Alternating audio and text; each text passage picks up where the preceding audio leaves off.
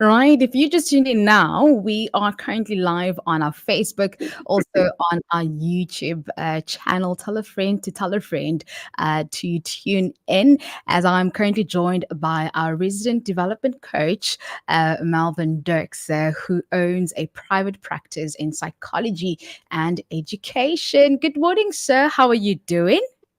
Hey, good morning, Sake. You're looking bright and sparkly today. Oh, thank you. Thank you so much. Are you well? I'm doing very, very well. Looking forward to our chat today. Yes, yes.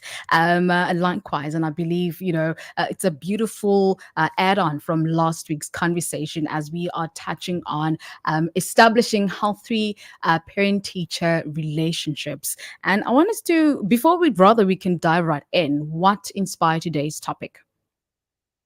Yeah, I think over the years I've observed, relationships with teachers and parents go awry, just wheels come off, and Mm-hmm. ultimately the child is the recipient of the repercussions. And I think right at the outset, at the beginning of an academic year, I think it's important for us to talk about how to develop a relationship that is helpful for all parties concerned. And I mean, Yes. ultimately, it's about the child, right? And um, I mean, I know of horror stories where parents and teachers came to blows physically, and really it could have been avoided. So I think it's an important topic for us to discuss right at the outset of the academic school year, so Mhm. that parents, can take this opportunity to forge and develop a good working relationship with their children's educators. Fantastic. Now, why is it important to have as you mentioned now, a good working relationship with your child's educator? Yeah, so we know in the life of a young child, there are certain people who are critical in the development of that child. The parents, certainly, but also teachers. Remember, children spend quite a significant amount of time during the day at school engaging with the educator. So both Mm, parents and educators, they play such they have such a critical influence in the scholastic, emotional, academic, and social development of the child. yeah. And if that relationship is in a good space, it sets the platform for the child to do well, right? It's Mm, almost a precursor to academic success for the child. Um, and so you want to make sure that when your child is in the hands of the educator, and again here the educator becomes the caregiver, the custodian of the child during the mhm, school day. And if you know you've established some kind of rapport with the educator, you have a level of peace of mind knowing that my child is in relatively good, safe hands. Um, that also creates a sense of stability for the child. mhm. Remember, if the teacher and mommy daddy had a conversation, spoke about a number of things regarding the child, Yeah. there's a sense of relief. The child now knows that my teacher knows me a little better. I mentioned last week the beginning of an academic year can also present a level of anxiety for children, right? There's a level Mhm. of social anxiety, there's a level of performance anxiety, adjustment anxiety. Uh, but when you know that your parents or your caregivers had communication with your class teacher, it really, really goes a long way in settling you in as a young person. Mm, So I think parents need to be very cognizant of that element of that relationship. It's more than just going and meeting and greeting, but it's really laying a foundation for the child to be in a sense in a much more nurturing environment yeah. for them to function. Okay, um, Mm, we'll talk a little bit more about practical things that we can look at for both parents and teachers. But I think the key answer to your question really is establishing a good rapport with your child educator will play a big role in how the child settles in. mm, I love that. Thank you so much for that. Now, for the parents that are listening right now, could you please give some helpful considerations for engaging the child's educator? Yeah, so last week we spoke a little bit about some of the things that would be helpful for parents to consider when they engage the child's educator. Mm. Uh, and the key thing for me is have your teacher know your child. Okay. If there's a medical history, they need to know about the child. If the child has allergies, if the Mm. child does have some academic challenges from past experiences, previous grades, discuss that with the educator. Um, if the child is a child with special needs, you want to be very clear to the educator, these are my child's difficulties, these are the limitations of what they can do, but these are their strengths. Discuss those with the educator and be very candid and open about, what the child is able to do and areas where the child struggles. Mhm. And if you want to be very specific, you can talk about child struggles with math, for example. Okay. He's good at languages, but he struggles with math a little bit, Yeah. or he's good at content subjects, but other areas, practical types of arts and craft activities, they struggle a little bit. So you want to be very outright and forthright about that right at the outset. Give your teacher a almost outline of who your child is. Remember, as the year progresses, the educator will get to know your child. Okay, and hopefully, what they observe will line up with what you have said at the beginning. Mm. Um, but also, again, I mentioned this the last time. If you know that a child has certain barriers or difficulties, you adjust your teaching methodology accordingly. Um, Mm. and that again, allows the child to settle in, uh, helps allay some of the anxieties and fears about school. Remember, not everybody goes to school with a level of excitement. There might be an outward appearance of excitement, but internally there's a storm raging. Mm. And so when the child is in an environment where they know teacher knows a little bit more about me, it really goes along in terms of settling the child in. Um, no, remember, teachers typically in most state schools they have about 35 plus children, Uh-huh. and I think it's helpful for parents to be aware of that a teacher can only do so much. Also, they have limited resources as well. So Mm. be respectful of the fact that there are other kids in the classroom that also require teachers' attention, without going in and imposing your views and your ideas onto the educator and creating the impression that your child is the most important child in the classroom. Yeah. Um, all kids are important to teachers, but as I said, they have limited resources, and you want to use knowledge and information from parents. But when you understand that your child will not be receiving all that focus all the time, that will help make your expectations a little bit more realistic with regards to what you expect from the educator. What I also Mm. find helpful, Sake, and this comes from my own experience and from feedback, I receive from co-workers, Yeah. is when teachers speak negatively or disparagingly about, when parents speak disparagingly about their child's teachers in front of the child, right? Bad mouthing the educator and blaming the educator and, just being negative about them. That is certainly not helpful.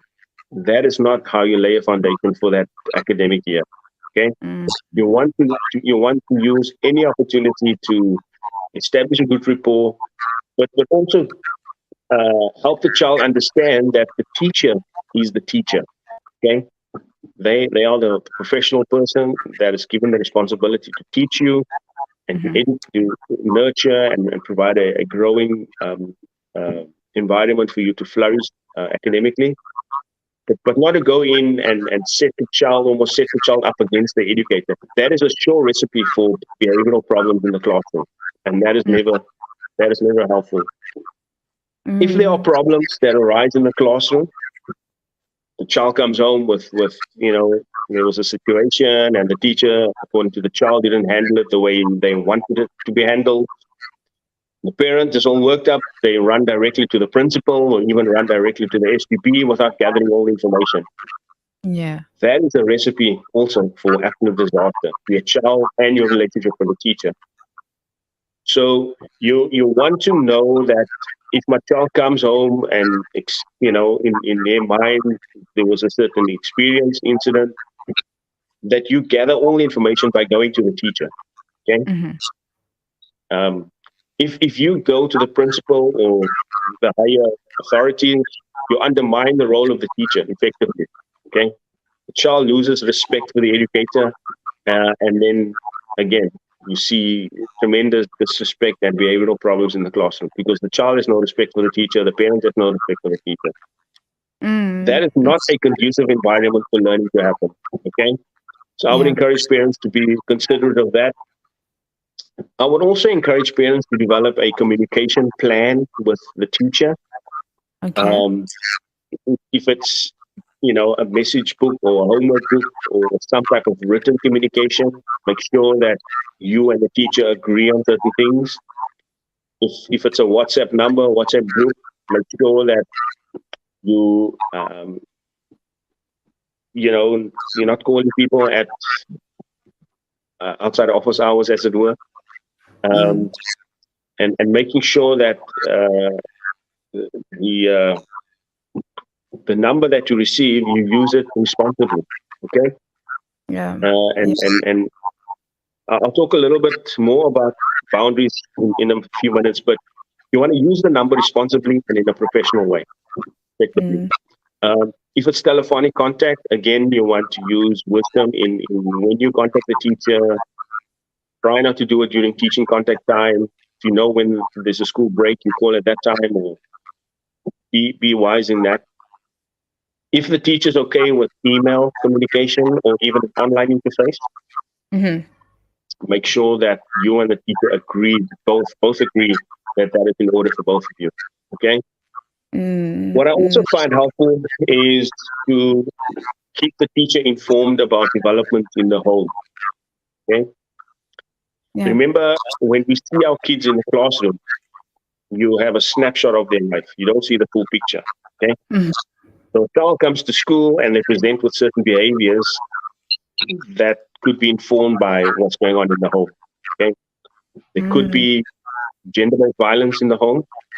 There could be um, uh, the family might be moving to another house or another area, and that could cause a little bit of an adjustment difficulty for the child. Yeah. There might be illness in the home.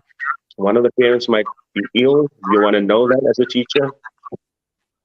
There might be death in the family that impact the child.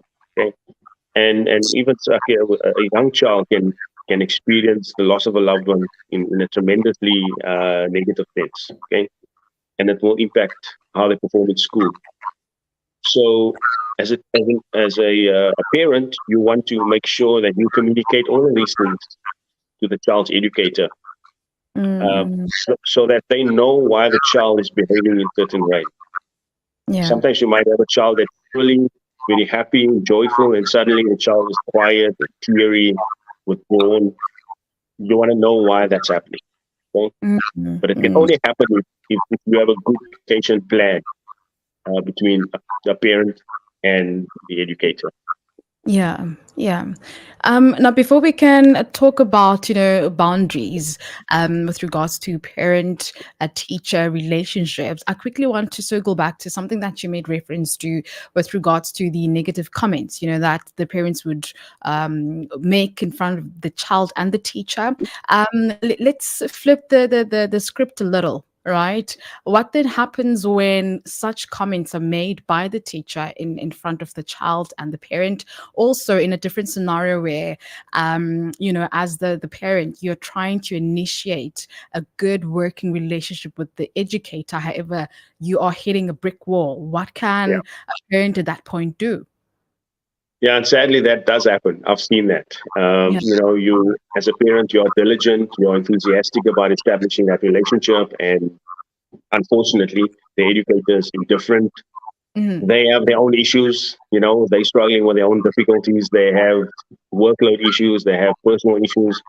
Um, that is a very difficult issue, and I think that is where you need to, as the teacher, you will need to go and approach the principal. I will have to say that, okay? Mhm. Because um, poor communication between a teacher and a parent is going to impact the child. Um, if it's at the beginning of the academic year, if it's in the middle of the academic year, it's going to impact the academic performance of the child, because there's going to be that tension in the classroom all the time.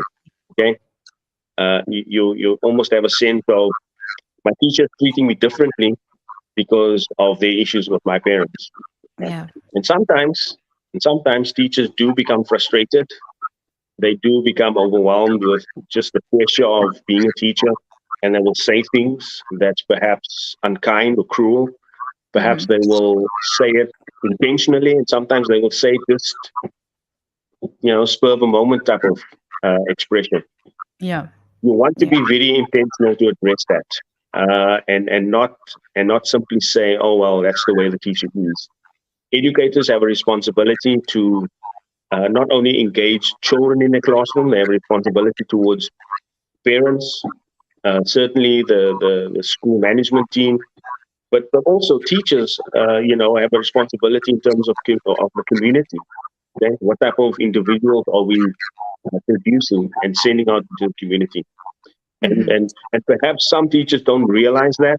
And I'm not sure if some are listening at the moment, they might be teaching, but Mm. I would really challenge teachers to take up that responsibility very seriously, and to understand that my job is not only to teach children in the classroom from 8 in the morning till 3 in the afternoon. Okay, there's a greater responsibility to engage with other role players. Okay? I have to engage with the parents. I must engage with the management of the school, um, and see the big picture of their role. It's not just about teaching them while they're with me and move on to the next year, but really playing a role in terms of shaping the kind of personality that we send into the world. Um, Mm. I just, Saki, I know time is limited, but I'd just like to mention a few other things just very, very quickly. One of the things that sometimes concern me is when schools have a code of conduct and children transgress either intentionally, or it could be, something just happened, some other child provoked them. Yeah. If children are disciplined, I would expect the teacher that's proper to communicate that with the educator, and not dispense justice without communicating with a parent. The parent Yeah. will hear afterwards your child was in detention, or your child was given this punishment. Or you want to make sure that when an incident happens, you contact the parent immediately. Mm. Uh, Inform them what happened, explain to them or remind them of the school code of conduct for children, Yeah. deal with it accordingly. And if the child is being disciplined, not to go into the school and gate crash and disrupt and unleash on the teacher. I've seen that. And sadly, in some schools, access control is a problem. Parents have direct access to the classes, and they unleash on the educator. Okay. So you don't Mm. want to have that. You want to make sure that even if it's a difficult parent, you exercise due diligence to inform about what had happened and what the consequences are. So Mm. that you don't have an escalation. And sometimes, Saki, this even leads to a sort of physical altercation. Right? So be sure that you speak to your child about the behavior at school, the consequences, and make sure that they understand that. Because sometimes parents come and they say, "Well, but the child is so well behaved at home." I don't believe when you say to me that the child is disrespectful and rude and disorderly in the classroom. Yeah. And as Christian parents, we really want to do a good job of teaching our children the value of speaking the truth and living the truth. And that Mhm. is very important. That's part of our testimony. Yeah. And saying to the kids, be honest about what happened, be truthful about what happened. Um, Tell me if you did something wrong. I won't, there won't be any consequences for you, but at least I will know that you be truthful. Um, Mm. you want to instill in them good behavior, good manners.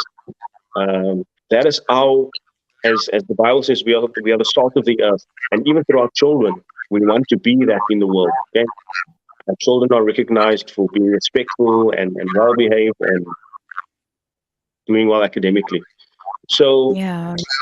don't go in with anger and frustration and vent because the child came home with a story. Proverbs 18:17 tells us the first to plead his case seems right until another comes and examines him. So sometimes a child may Mm. come home and say something, but it's half the truth. It's not the full story.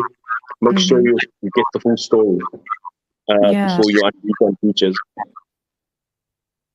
Awesome. Thank you so much for adding that. Now, I want us to talk about boundaries. Just quickly, my mom has been teaching for the longest time in her life, and they got introduced to WhatsApp groups, right? Class teacher WhatsApp groups, I think about 3 years ago.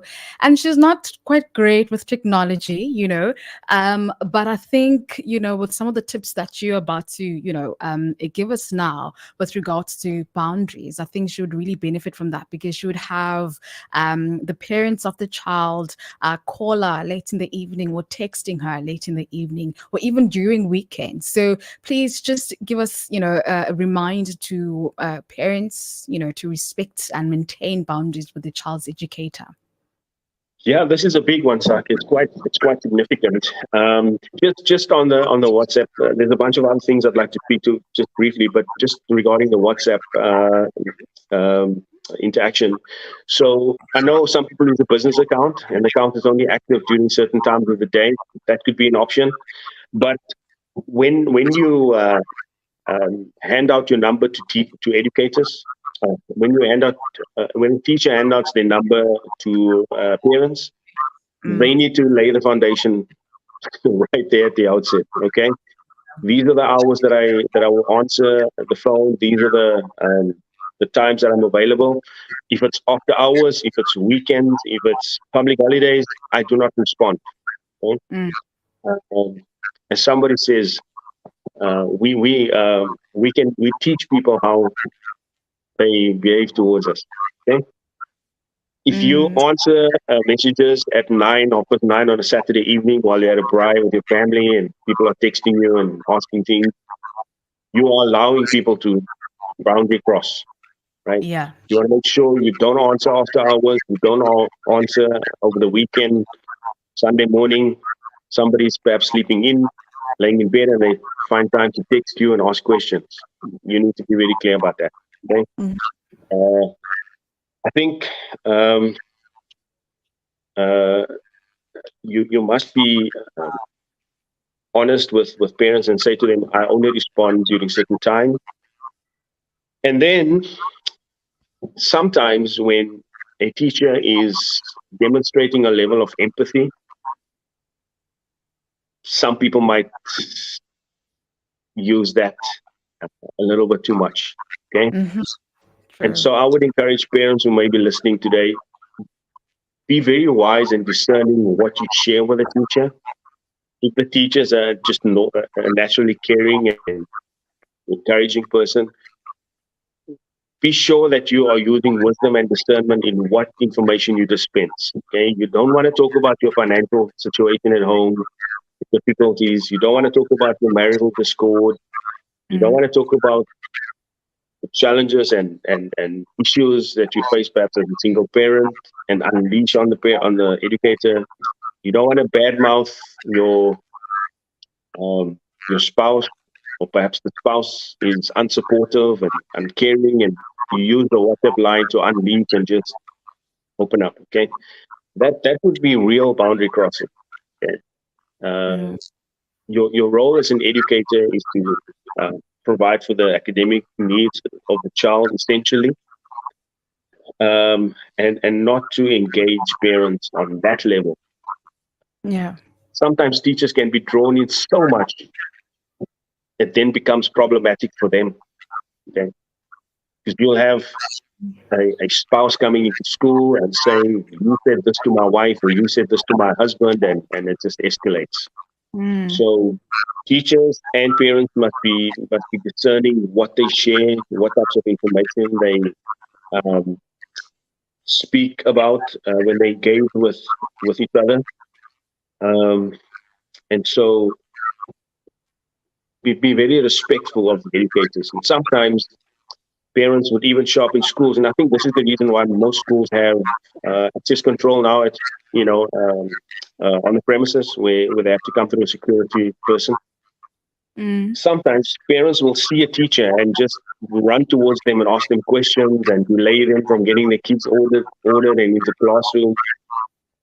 You want to again be intentional about scheduling a meeting, planning a meeting, so that you are not imposing or crossing boundaries.